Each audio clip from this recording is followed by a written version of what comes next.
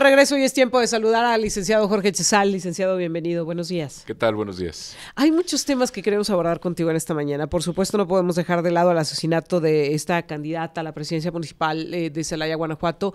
Y mira, ayer nos decían, a ver, llevan un montón de asesinatos, ustedes mismos han estado haciendo el recuento, dice el caso de Milenio que son 13, dice Integralia que si contamos los ataques son muchos más. Pero el asunto de por qué cobra relevancia el caso de Gisela, creo que tiene que ver porque uno, justo a mediodía, porque fue eso de la 1 de la tarde, había dicho que había solicitado los mecanismos de protección y que estaba a la espera de que le resolvieran, ¿no? Y todavía agradece, pero miren, aquí andan los policías, gracias por estar aquí pendientes. Y en segundo lugar, porque es justo en el arranque de las campañas locales para el caso de Guanajuato. Sale a hacer su campaña el primer día y el primer día la asesinan. A mí me parece de tremenda gravedad, licenciado. ¿Ante qué nos encontramos? Dice el presidente que es una cosa de discurso, esto de la percepción de inseguridad. Pero ¿ante qué nos encontramos? A ver, ¿es una cosa de discurso? Sí, porque el discurso que hay en México es un discurso de terror. La gente tiene miedo. La gente, en general, la población, no se atreve a salir ya libremente. Lo sabemos, nos lo dicen personalmente, nosotros mismos tomamos decisiones de ese tipo, y estoy hablando no de mi persona, sino en general, que hay carreteras que a cierta hora ya no circulan, que hay lugares de las ciudades a las cuales ya no van a ciertas horas, que no tienen ya la confianza de acercarse a ciertas poblaciones. ¿Por qué? Porque el tema de la inseguridad está presente de manera absoluta. Dice el presidente que es un discurso, sí, es un discurso que es la voz de la ciudadanía que se eleva en contra del discurso oficial, que dice, vamos muy bien, no pasa nada, ya no hay inseguridad. Pues no la habrá en Palacio Nacional, digo, y ya se le andaban metiendo por una puerta a la fuerza, sí. O sea, incluso, pero lo cierto es que este proceso electoral es como nunca un campo fértil para poder apreciar la presencia del crimen organizado, la intervención que están teniendo en la política y la permisión que ha tenido el gobierno federal para no atender este problema. ¿Cuáles son los riesgos? No solo en lo inmediato, en el asesinato de los candidatos, candidatas, personas vinculadas a ellas, incluso en el amago, porque ayer platicamos con el vocal ejecutivo del INE, Pablo Sergio Aispuro, y nos decía que aquí mismo, en San Luis Potosí, a algunas de las personas que forman parte de la estructura del INE, pues les han advertido, ya viniste, ya diste tu curso de capacitación, ya no regreses. Ya no vuelvas hasta que siga el próximo paso, pero aquí no te queremos ver. A ese nivel estamos. ¿Cuáles son los riesgos de que esto esté sucediendo en lo inmediato, pero también al corto, mediano, largo plazo? Tenemos varios escenarios. A ver, en primer lugar, y venía escuchando lo que ustedes comentaban hace un momento. Ya mataron al candidato o ya intimidaron al candidato y ya renunció y los partidos no postulan a nadie. ¿Qué va a pasar con ese lugar? Tarde que temprano tendrán que activarse los mecanismos constitucionales. Si no hay candidato por ningún partido, pues se tendrá que recurrir al mecanismo constitucional de designar, a lo mejor si es un municipio, un consejo municipal por parte del Congreso del Estado, a ver quién quiere aceptar el cargo de consejero en el consejo municipal. Está pasando, en por lo menos 2 municipios de San Luis, nos decía el CEPAC, no se ha registrado nadie. Y entonces se tendrá que activar ese mecanismo, en caso de que no haya elección. Y si se activa ese mecanismo, primero a ver quiénes quieren ser. Ese es un riesgo. Pero en segundo lugar, no en importancia, sino en orden, pero en segundo lugar, y quienes levanten la mano, ¿será realmente que lo hacen por un sentido democrático o por algún tipo de interés? Perdón, porque no es nada difícil que si un grupo delincuencial elimina los candidatos, alguien afín al grupo delincuencial levante la mano y se registre como candidato. Claro. ¿Sí? Y entonces, ¿qué va a pasar? Pues estás entregando la hacienda pública de ese municipio, el mando de la policía de ese municipio al crimen organizado. Uy, es que este tema me parece delicadísimo. A ver, si nadie le quiere entrar y queda uno por default, y nadie quiso entrar por el miedo al crimen, pues ya por default también dices, ¿y este perfil quién es, no? Porque él no tiene miedo o ella no tiene miedo. ¿Quién lo está protegiendo? Fíjate, voy a recordar algo. En la película El Padrino, vemos una escena, está narrada en la novela de Mario Puzo, vemos una escena donde Michael Corleone, pues está de regreso de Italia, están los conflictos, Michael empieza a encargarse de los negocios de la familia y habla con su papá, ya Vito Corleone, viejo, previo a morir, le dice, te van a matar, cuando yo me muera te van a matar. Y el que te proponga el trato, el que te proponga el arreglo, el que te proponga el convenio, ese es el traidor. Cuando Vito Corleone muere, Tesio, uno de sus allegados, va y le dice, oye, vamos a platicar con Barzini porque quiere llegar a un arreglo. Es decir, ¿quiénes van a levantar la mano por default? ¿Quiénes son los que proponen el arreglo? Esos son los traidores. Y esos son los que están del lado del crimen organizado. Ahora, no es cosa menor, estamos hablando hasta el momento de 8 municipios en donde se estaría dando esta situación, que ya se asesinó un candidato y que ya los partidos dijeron yo ya no pongo candidato, pero estamos hablando también, como en el caso de San Luis Potosí, por lo menos 2 de 58 ayuntamientos donde nadie ha querido registrarse. Si vamos haciendo las sumas y las cuentas en el resto del país, nos vamos a topar con situaciones similares. ¿Corremos el riesgo de que el Estado mexicano quede en manos del crimen? Yo creo que el Estado mexicano en buena medida está en manos del crimen. A ver, el concepto de Estado nos engloba una población asentada sobre un territorio y con un orden gubernamental. Ese es el concepto tradicional del Estado. Existe una población, el pueblo de México, existe una entidad gubernamental, gobierno federal, gobierno local, gobierno municipal. Y existe un territorio que en buena medida está controlado por el crimen organizado. Uno de los elementos del Estado tiene una altísima presencia del crimen organizado, carreteras, ciudades, pueblos, chicos, grandes, como sea. Producciones agrícolas. Por supuesto, lo hemos platicado en este espacio. No es ya el tema del crimen organizado que pudieran romantizar las películas de los hermanos Almada o las series de Pigmenio Ibarra sobre narcotraficantes, no. Estamos hablando de la delincuencia organizada presente en los circuitos comunes y ordinarios de la economía. Es decir, ya son los que proveen ciertos insumos para la agricultura, ya son los que compran producciones completas de limón, de aguacate, son los que permiten el transporte porque tienen sus propias líneas de transporte y ya se están adueñando de la economía.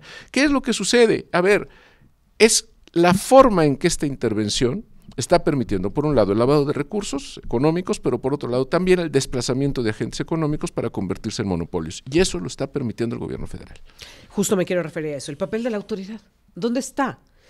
Un presidente diciendo que esto es una cuestión de narrativa, negando los hechos, diciendo que, pues si quieren que nos pidan el apoyo, nosotros le entramos, pero que vengan y nos lo pidan. ¿Cuál debería de ser el papel del gobierno, del gobernante en turno?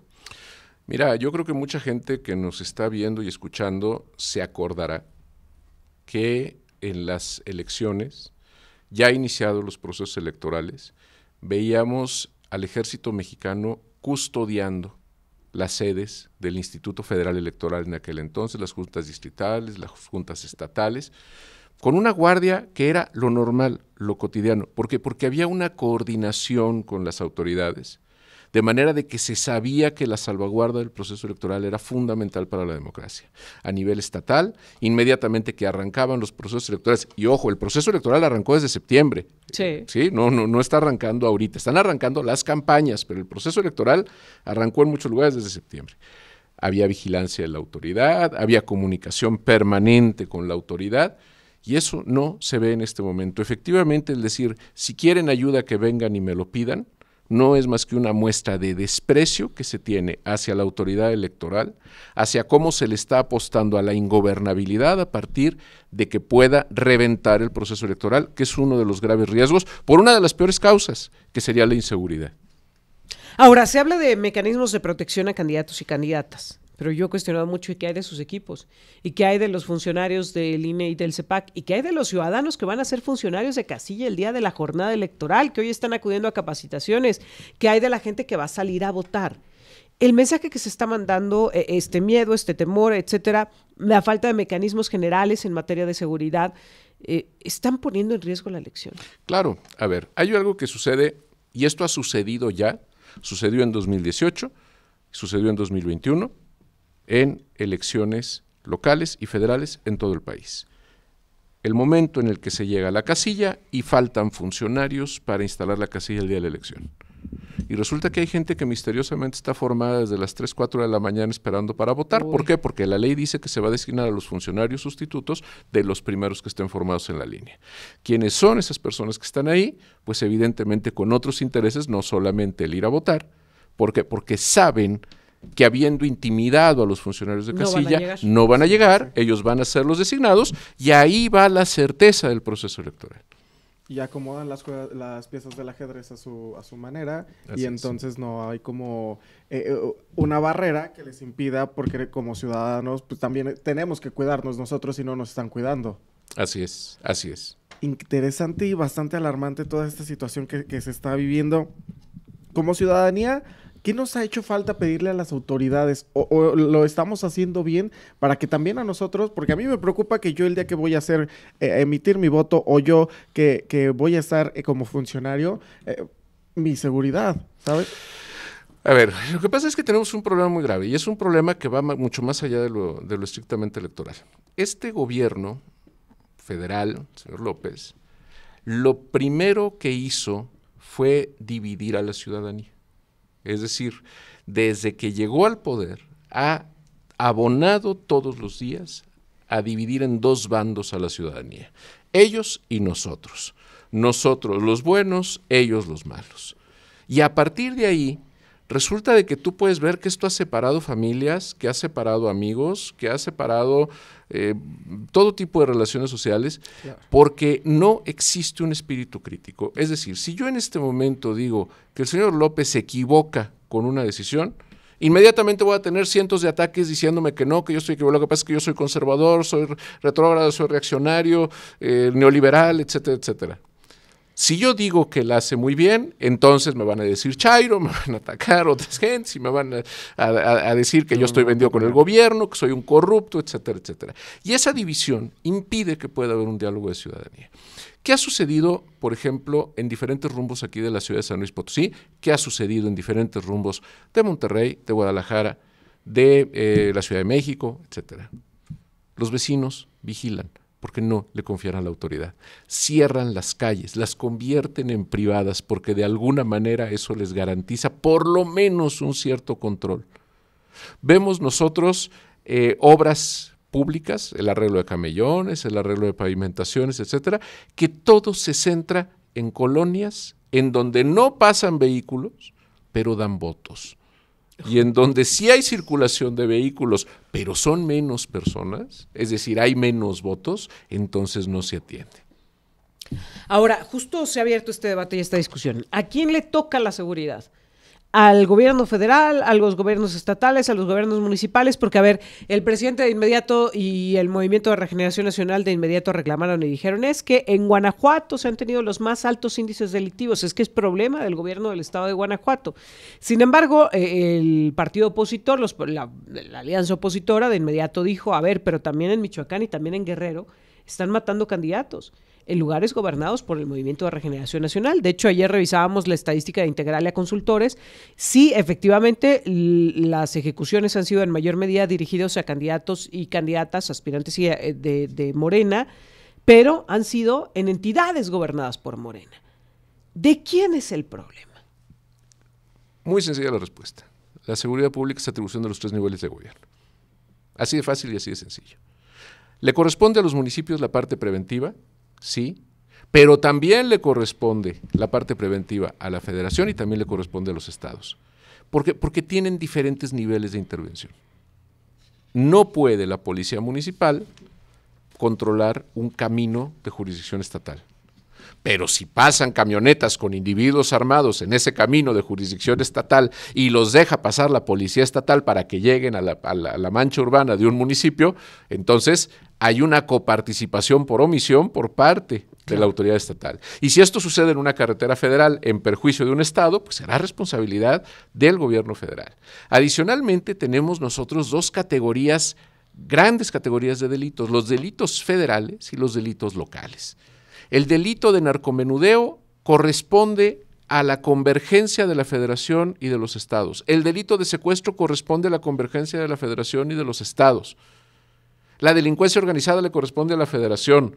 El robo a casa habitación le corresponde al estado. Y podríamos hacer una larguísima lista de esta división. pero en la parte de primera intervención, donde llega la autoridad, en el momento que ocurren los hechos, la misma Constitución lo dice, es el primero que llegue. Se le conoce como primer respondiente. Sí. Fue el primero que respondió. No podemos nosotros pensar, no me cabe en la cabeza imaginar que un policía estatal esté viendo cómo entra un grupo armado a robar un banco y diga, pues no aviso porque pues esto es federal, no me toca. Esa no es mi jurisdicción. Pues agarra el teléfono, le avisa a la federación. ¿Vendrán a robar o vendrán a secuestrar para saber si me toca o no me toca, no? Claro, exacto. Y oiga, a ver, lo mataron, sí, pero lo mataron, fíjese que afuera del derecho de vía de la carretera, entonces es en las laterales, esas no nos tocan. Híjole, es que de pronto parece que en ese nivel de debate estamos en este país, donde nadie quiere hacerse responsable y todos echan la pelotita. Pero con una cuestión muy importante, con una cuestión fundamental. No es responsabilidad del policía de pie, es responsabilidad de sus mandos, y esto hay que decirlo. Tenemos que hacer una pausa, estamos platicando con el licenciado Jorge Chezal, vamos a regresar para seguir conversando de este tema, pero también de cómo va la municipalización de Villa de Pozos. Hay anuncios triunfantes por parte del gobierno del estado y por parte de algunos diputados, pero vale la pena revisar cuáles son los tiempos y las formas para determinar si va a proceder o no esto y si Villa de Pozos va a ser o no un municipio y en qué momento. Enseguida regresamos.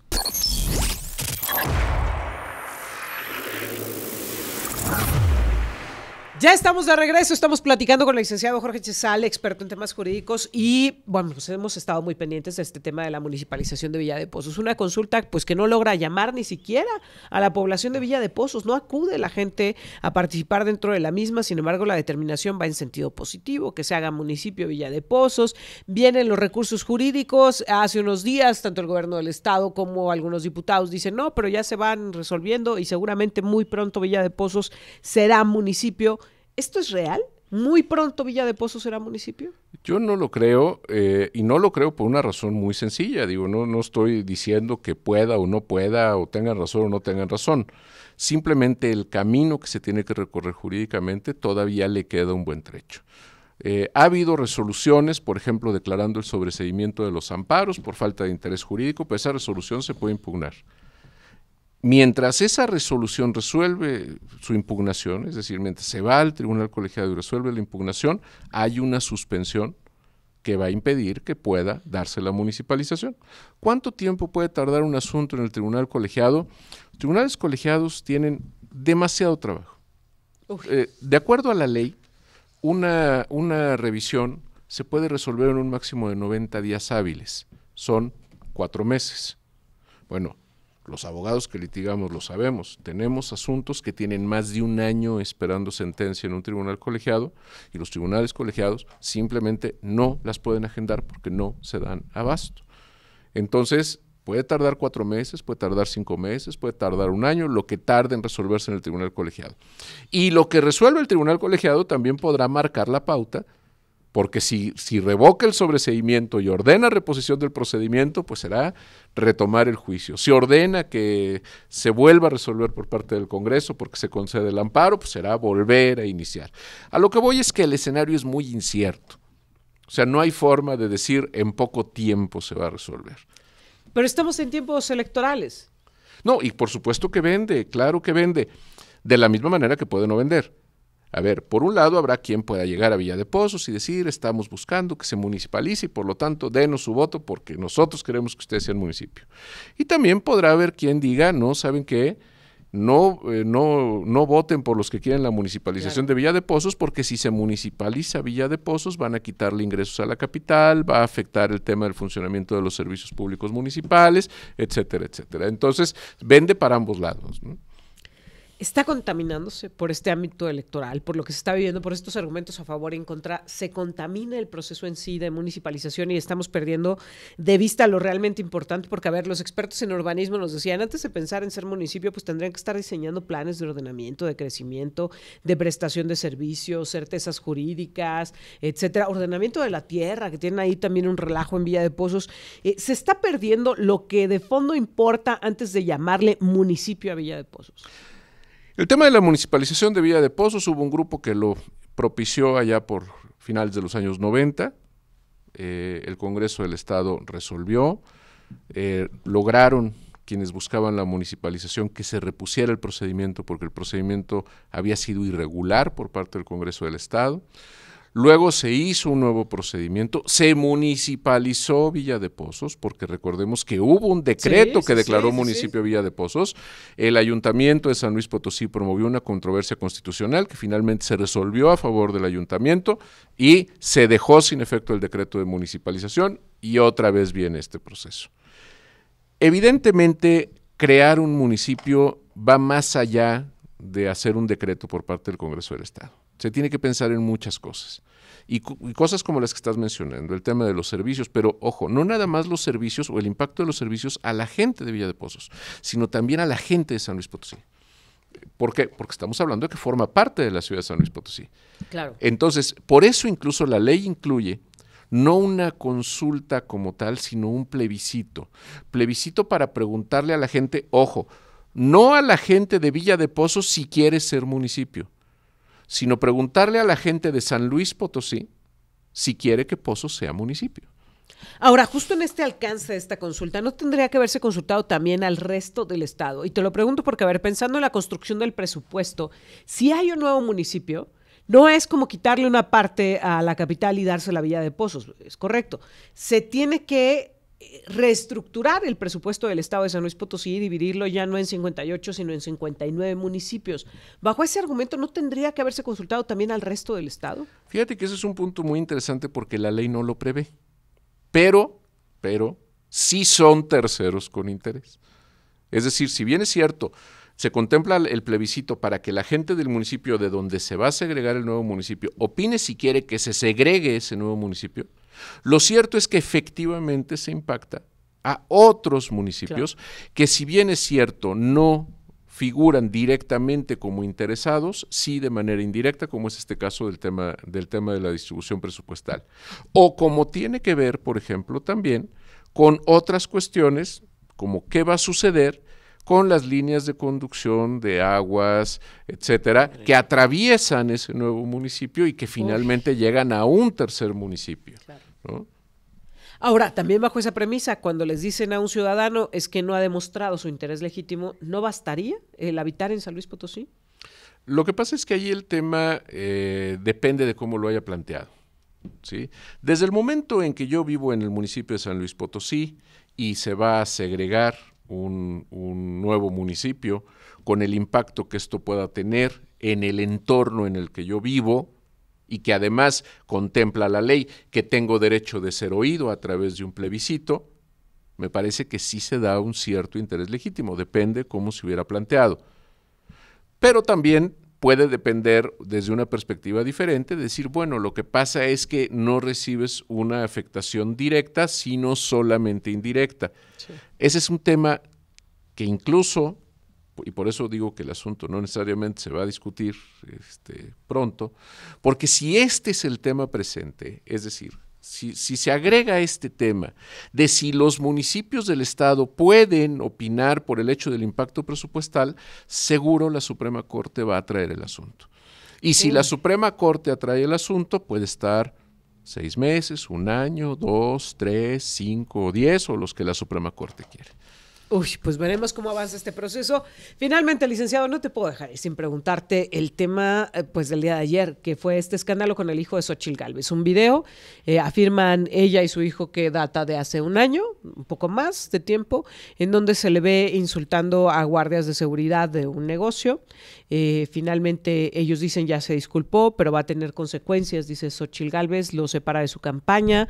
El hijo anuncia ayer que ya no va a participar y ofrece una disculpa. Sin embargo, este tema o esta clase de temas tienen cabida en este proceso electoral, porque ayer incluso Beatriz Gutiérrez Müller, la esposa del presidente, salía a decir, a ver, pues no se metan con los hijos, seguramente él está en su proceso de crecimiento, ojalá y sea una mejor persona, pero esto nada tiene que ver, pero estamos en proceso electoral y decía Xóchitl Gálvez, nos van a sacar todo lo que encuentren.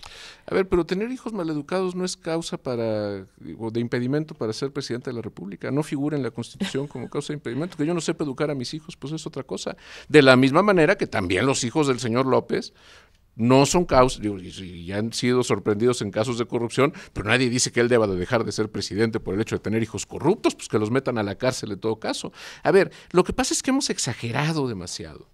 Nadie es perfecto, nadie lleva una vida perfecta, y si el muchacho tuvo un mal momento, eso no descalifica a su mamá para ser presidenta de la República, que deban de quitar la candidatura, de la misma manera de que el hijo de Claudia Sheinbaum me haga tal o cual cosa.